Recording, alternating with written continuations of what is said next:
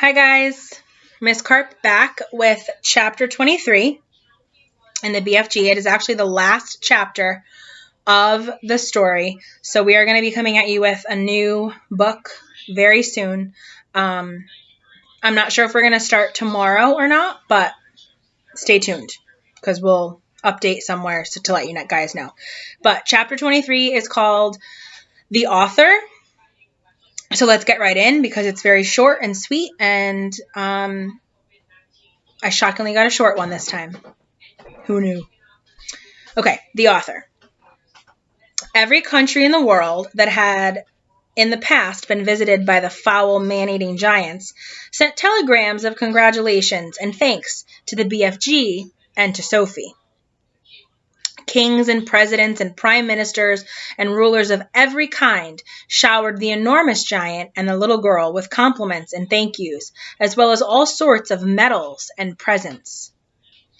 The ruler of India sent the BFG a magnificent elephant, the very thing he had been wishing for all his life.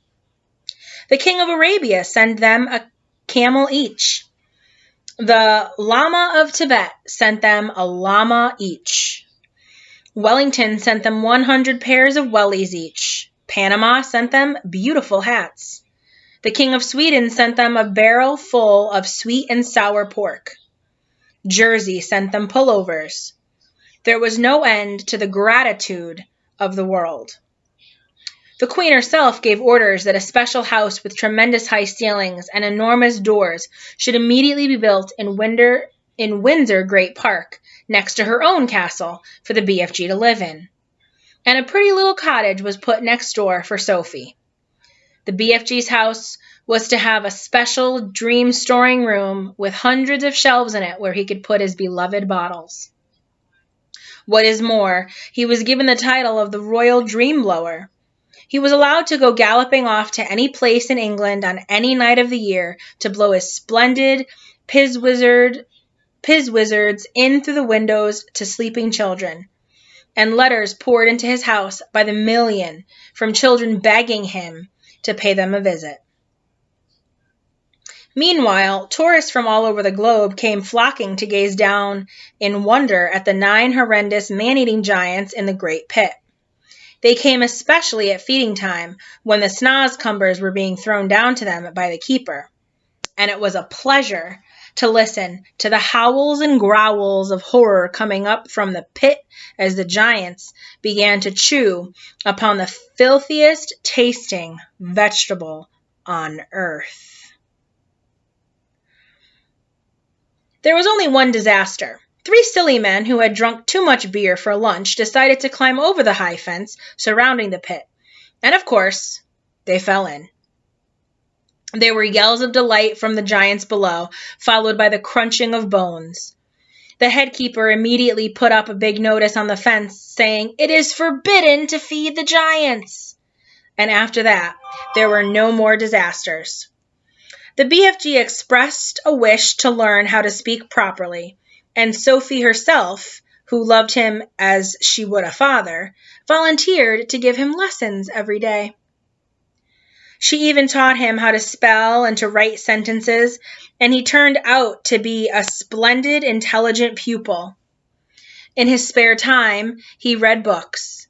He became a tremendous reader.